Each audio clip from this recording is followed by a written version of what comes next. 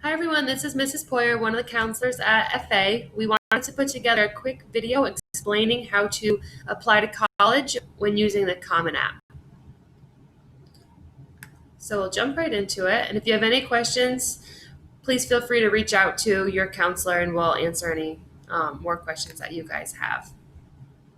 Right. Okay, so the Common App, what it is one electronic application that you will use if you are applying to private schools only, or if you're planning to apply to a combination of both private and SUNY schools. You can select multiple colleges that you would like to apply to from using this one application, which makes it very nice that you're not having to apply to 5 different schools using their own individual applications. It streamlines the process and keeps it more simple for you to have everything all in one spot. So before you start, you want to gather some information. You're going to want to get out your social security card number if you don't have that memorized already, and some form of payment such as a credit or debit card if you're not eligible for a fee waiver. If you qualify for free or reduced lunch, you would be eligible to get a fee waiver, so you would not have to pay for your applications, which are usually around $50 per school. And if that's the case, then let us know, and you'll make sure that you indicate that on the Common App, and we have to approve it on the backside as well. It's also helpful to have a list or a resume of your extracurricular activities, any work or volunteer experiences, and any academic awards that you've received. There is a space on the application where you will have to indicate all of those things, and just having it all in one spot before you start plugging that in is really helpful. We have a copy of your activity sheet that you do with us every year when we do your individual counseling meeting. If you want a copy of that, just let us know and we can share that with you if you don't have this information written down yourself in some other spot. Just know that if we haven't had our senior appointment with you, you'll have to update that for anything that you've done last spring or over the summer. You're also going to want to gather some information about your parents and any siblings that have attended college before you. So it's going to ask what colleges they've attended, how many degrees they've earned, and the dates for that. So you're going to want to get that information ready beforehand. If you would like an unofficial copy of your high school transcript, just shoot your counselor an email and we'll send it to you. It will ask what your current GPA is, courses you've taken or you're taking right now, your class rank. So if you want that information, it's easier just to look at your high school transcript. It's all in one spot. This is going to take multiple days to complete. It is a little bit lengthy, so give yourself some time. You won't get it done in one sitting, so you want to chunk it up and give yourself, several days to get this done and to do it well. All right, so after you are finished, you're going to select your school counselor on the Common App, and that will send us an invite to upload your transcript and do the counselor evaluation that we need to do on our end. So once those are completed, you'll see the date that we've submitted it, so you can follow up and make sure that everything is all there. And also, you're going to follow up with any of the teachers that you've asked you to write a letter of recommendation. When they submit the letter, you'll see it on your side when it was uploaded. So if you're waiting for a little while, you might want to follow up with them and just see if they're still willing to do it, and just to remind them as well. So talking about that, letters of recommendation, you will want to ask a teacher or your counselor before sending the electronic request through the Common App. So if you have a teacher that knows you well and can speak about your academic ability, you'll either want to ask them in person if you're one of our hybrid students, or send them an email message asking if they would be willing to write you a letter.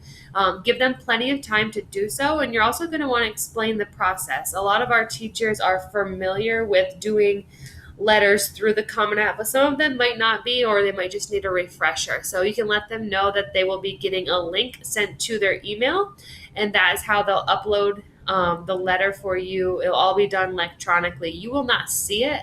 If you want a copy for yourself that maybe you could use down the road for different scholarship applications, just ask them for that so you can have that on hand.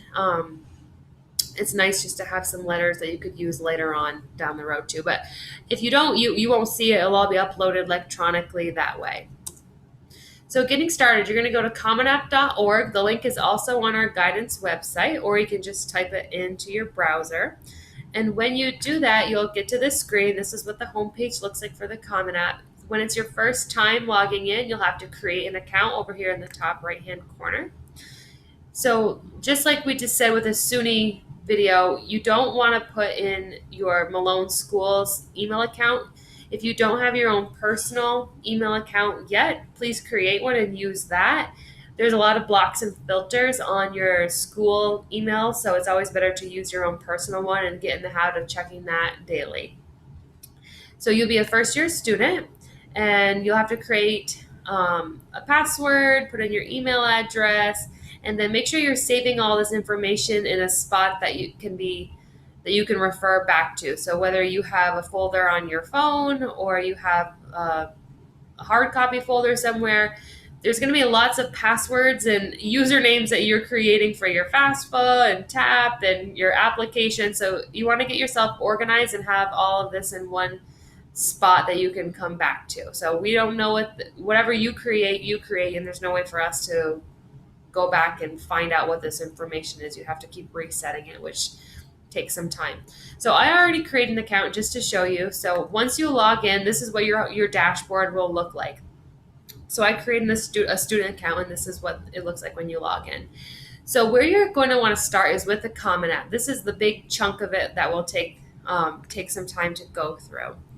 So you'll see different questions down here on the left-hand side, and when you're complete with each one, it'll give you a green check mark. So if you do have to sign out and then come back in, you will be able to do that. So the profile is a lot of demographic info. If you are using a fee waiver, you'll have to indicate that on this spot right here. So if you get free reduced lunch, or if you have a special circumstance that maybe you didn't qualify for free or reduced lunch, but due to COVID, there's some different things going on with your family, just let us know.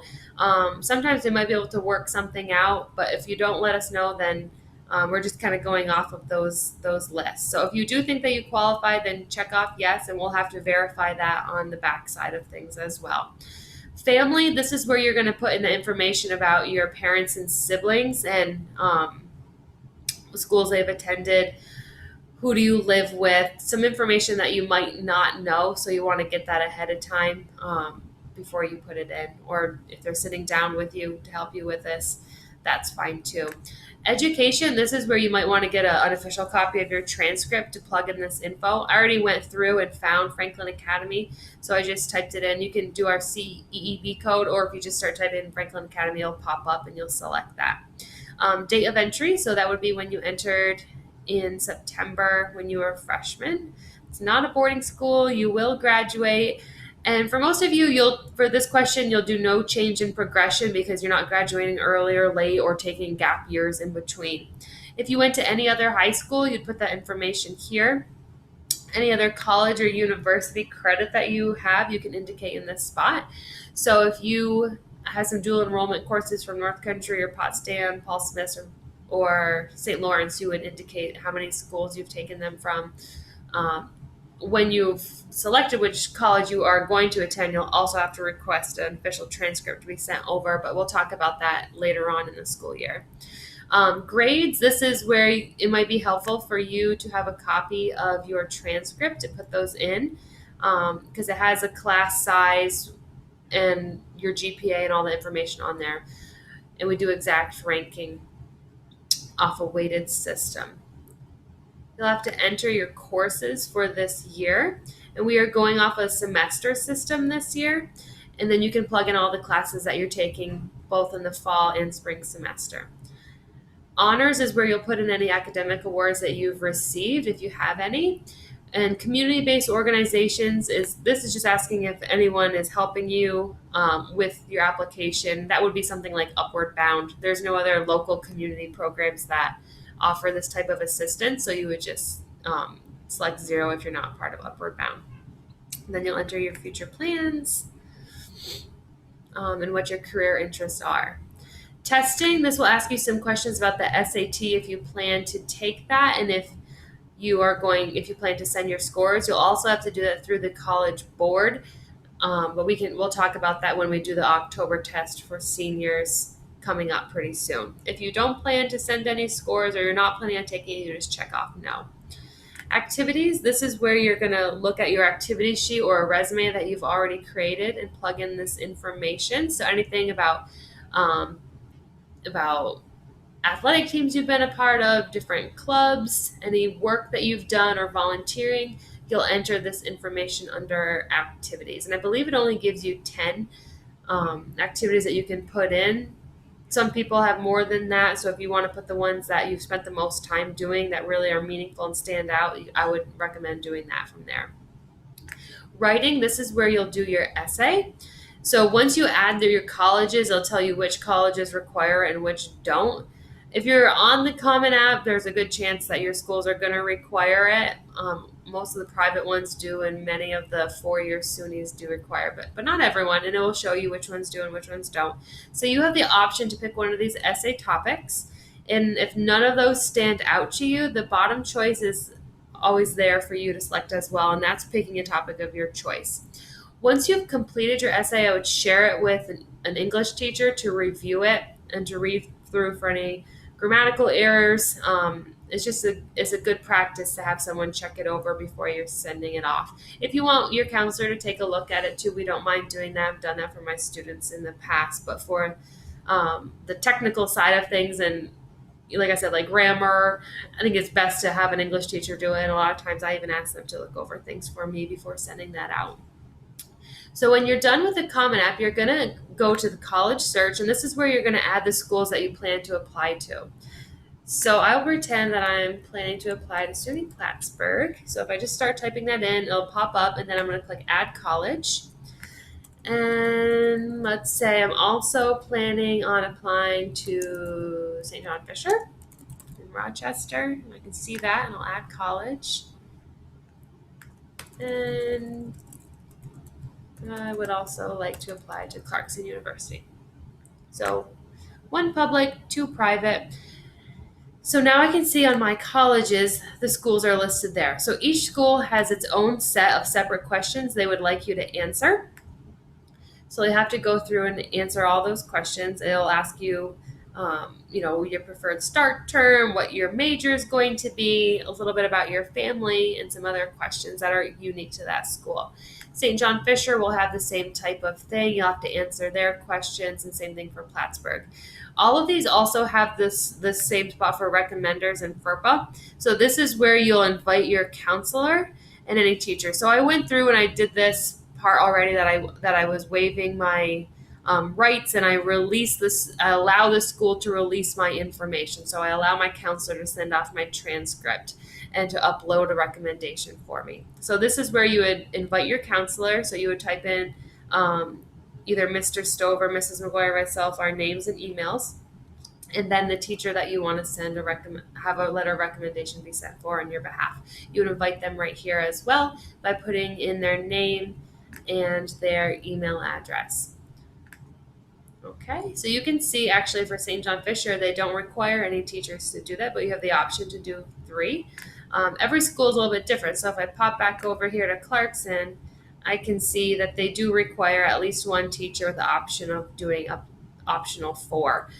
I wouldn't get so hung up on the optional 4. Honestly, they have thousands and thousands of applications that they're going through. They might read 1 or 2 of them and just have to move along. So don't feel like you have to do all 4. I would really just go with the one that's required. Or if you have 2 people that you think would write you an amazing letter, 2 would be fine as well.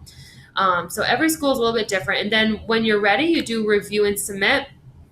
This is where you're going to put in the credit or debit card information if you have to pay for it, and then submit it. It won't let me show you that screen because I left all these parts blank.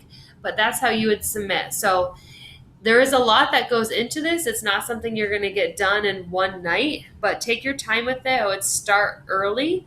That way you have plenty of time to get it all done. We always recommend, trying to have everything done by Thanksgiving, Christmas at the latest, and asking people for letters well in advance before that as well.